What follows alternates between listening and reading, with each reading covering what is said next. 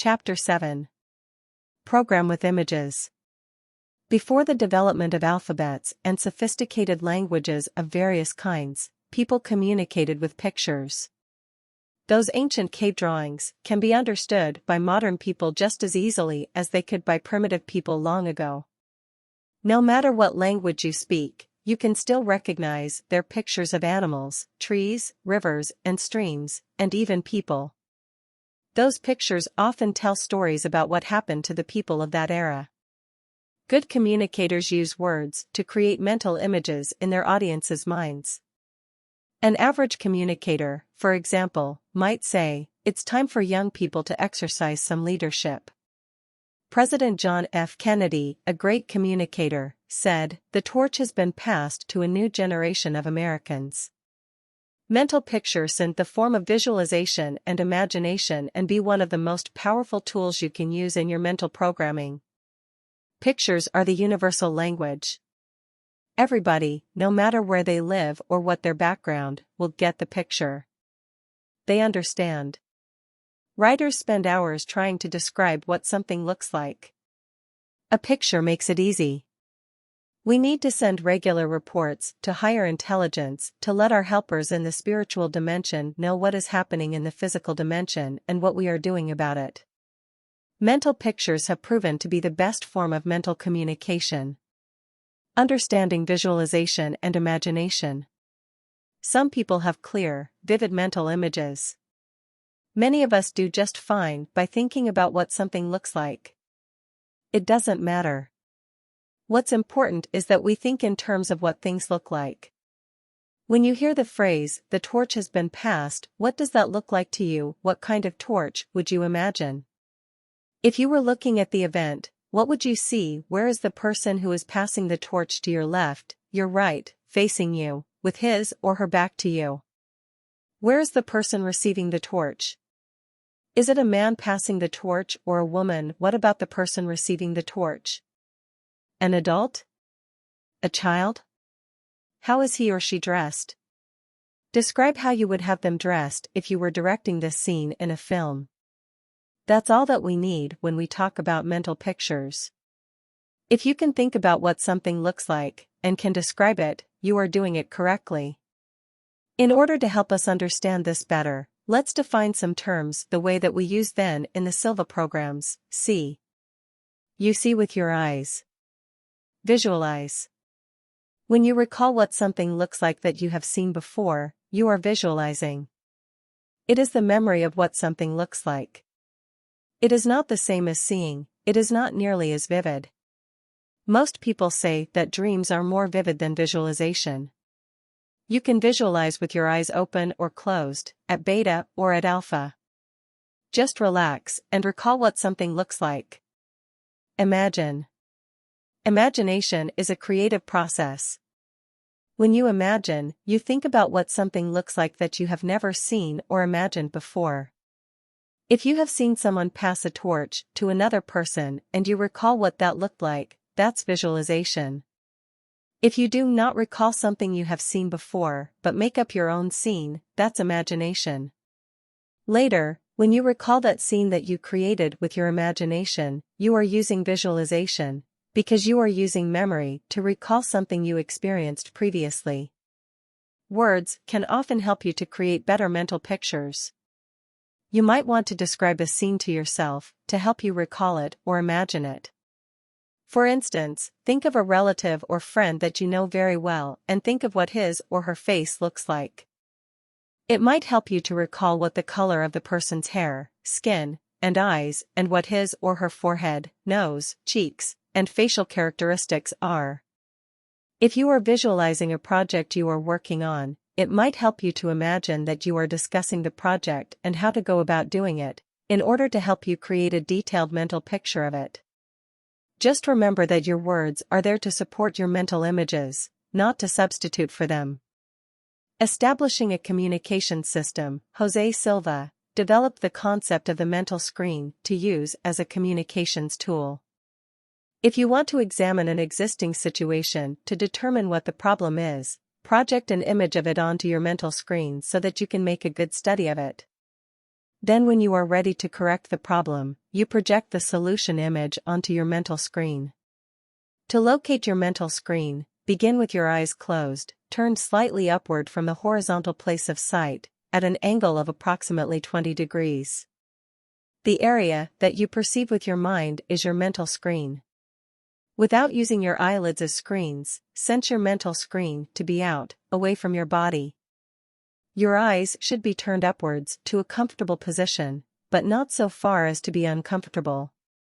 Turning your eyes upwards in this manner increases the amount of alpha brain wave activity. Using the mental screen is the easiest way to detect information, and it is also the easiest way to transmit information. In the physical world, you receive information with your ears, and you transmit information with your voice. In the spiritual dimension, you receive information with visualization, and you transmit information with imagination. The mental screen can be as large as you want it to be. It can surround you if you like, so that you can observe things from all angles. You are in control and can make it what you want it to be. Obtaining information to solve problems. There is no such thing as a problem without a solution, Jose Silva said. There are only problems for which we don't yet have enough information to find solutions. We teach young people how to use their minds to detect information that they need, so that when they grow up, they will be able to apply this skill to the problems they encounter in life. Part of our instruction is that we want to be proficient in both the physical and the mental dimensions, not just one. Here is how we advise students to proceed when taking a test. First, read your test questions the way you always do, but do not stay too long on any of them. If you have a ready answer, put it down. If not, skip that question and move on to the next one. Second, use the 3 fingers technique, and do as in the first cycle, but stay a little longer on the unanswered question. If an answer comes, put it down, if not, skip that question and move on to the next one. Third, use the 3 fingers technique, read the unanswered question, and if still no answer comes, close your eyes, turn them slightly upward, visualize or imagine your professor on your mental screen and ask for the answer. Then clear your mind, and start thinking again to figure out the answer. The answer that comes is your professor's. Write it down. Do not turn in a blank paper. Here is what we mean by the instruction to clear your mind. After you pose the question to your professor, think of another topic for a few moments. This disconnects you from the transmit mode. Then go back to the image of your professor on your mental screen, and imagine what the professor would tell you. You are now in the receiving mode. You might have to make up the conversation yourself. This is fine. The answers that you make up are your professor's answers. This is what we mean by figure out the answer. Once students learn this procedure in school, they can then use it in all areas of their lives. If you are having problems in a personal or business relationship, then put the other person on your mental screen and ask him what he is experiencing. Ask him to describe the problem from his point of view. Then clear your mind, and start thinking again to figure out the answer. If you are experiencing a business problem and don't know what decision to make, call on an expert. It might be a professor or a specialist in a certain field, such as marketing, advertising, production, or management. Ask the specialist for the answer, then clear your mind, and start thinking again to figure out the answer. The answer that comes is from the expert. Take action on it. If you are trying to develop an exercise program that will keep you healthy, and you are not sure of some of the elements to include, then call on an expert, someone you respect. At your level, ask your question, clear your mind, and start thinking again to figure out the answer. Correcting problems when you know the solution.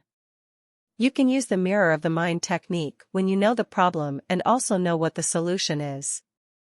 If you do not know what the solution is, then you can use Dream Control Step 3 or the glass of water technique to obtain information that will help you figure out the solution.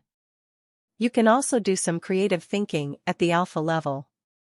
There is more information available at alpha than at beta. You can imagine asking experts for guidance as just described. You can also use the mental video technique to obtain guidance and direction from higher intelligence. Here is how to use the mirror of the mind technique. Create and project a full-length mirror on your mental screen. This mirror will be known as the mirror of the mind. This mirror of the mind can be mentally increased in size to encompass within its frame a thing or things, a person or persons, a small or a large scene. The color of the frame of the mirror of the mind can be mentally changed from blue to white. The blue frame will denote the problem or the existing situation, the white frame will denote the solution or goal. To solve a problem or to reach a goal, enter your level and project the image of the mirror of the mind with blue frame on your mental screen. Create an image of the problem thing, person, or scene and project it on your blue-framed mirror of the mind, in order to make a good study of the problem. After making a good study of the problem, erase the problem image, move the mirror to your left, change the mirror's frame to white, and create and project a solution image onto the white-framed mirror. From then on, any time you happen to think of the project, visualize the solution image you have created, framed in white. Some programming tips.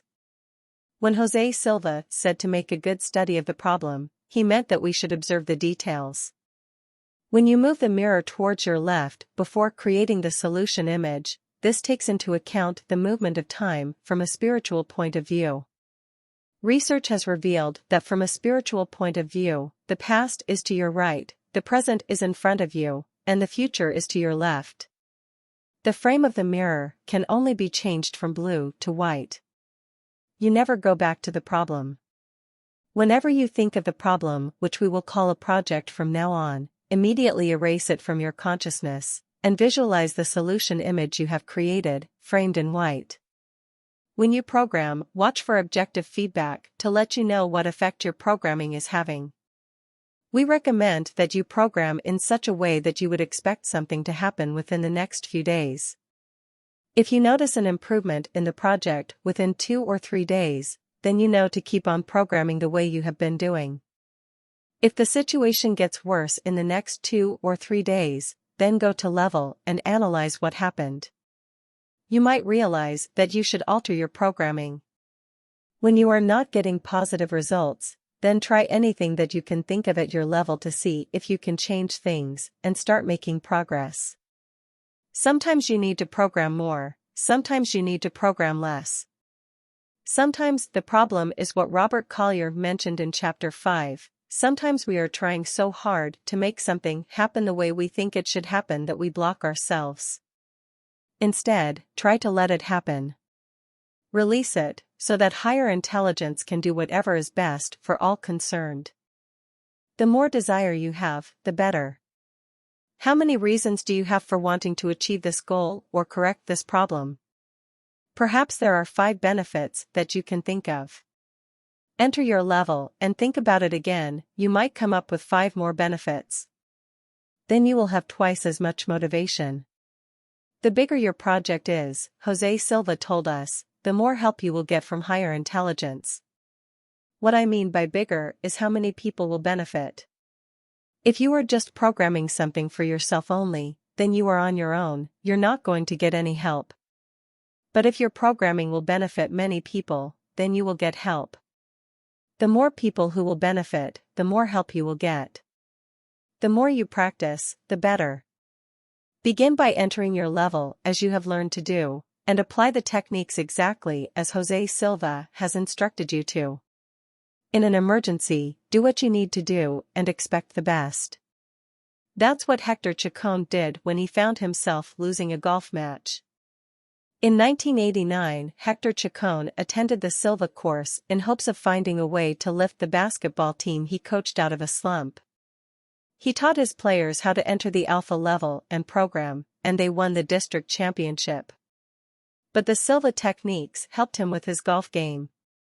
He had only completed half of the Silva course, and when he came for the start of the second half, he asked, "Can you go to level while you are walking?" "Why do you ask?" "Well, I was playing golf." The first 3 holes, my partner and I either lost or halved. So when I got back in the golf cart, I closed my eyes to go to level. But the others in the foursome all started teasing me. So what did you do? I got out of the cart and told them to go on ahead and that I would walk. I lowered my head, tried not to focus my eyes, but just sort of daydream and watch where I was going out of the corner of my eye. And I used the mirror of the mind to picture myself winning the next hole. And did you? We won every hole. Is that normal, that you would win so many holes? No, absolutely not. Then it sounds like you were at your level. Do you think so? There's one way to find out: keep programming and see what happens. He won so much during the next 3 months that his friends didn't want to continue playing with him. He recommended that if they wanted to have a chance to beat him again, they should take the course. In the chapters that follow, you will hear from authorities in a number of fields, people who have accumulated vast experience in using the Silva techniques in their area of expertise. They will give you many ideas of ways that you can use the Silva techniques in your life. Many of their stories will inspire you and motivate you. They also offer guidance and instruction. You can begin with the topics that you are the most interested in. Later on, you might develop interests in other topics and explore them at that time. Your instructors will be waiting for you whenever you are ready for them. Section 3. Specialized Guidance. In this section of the book, you have an unprecedented opportunity to learn from the masters in this business, people who have accumulated vast amounts of experience actually using the techniques that you have been reading about. Teachers teach classes. These contributing authors are all authorities in their fields. There is no theoretical supposition here, they speak from their experience. Together, the people who are sharing their experiences, knowledge, and wisdom with you have spent more than 400 years using the Silva techniques in their areas of expertise. That's an average of almost 20 years each. You will learn some techniques and strategies, but more than that, you will experience, through these masters, the kind of future that you can expect when you use your psychic abilities to seek and use the guidance from higher intelligence that is available to you. You do not need to read these chapters in order. Simply go to the topics that you are most interested in.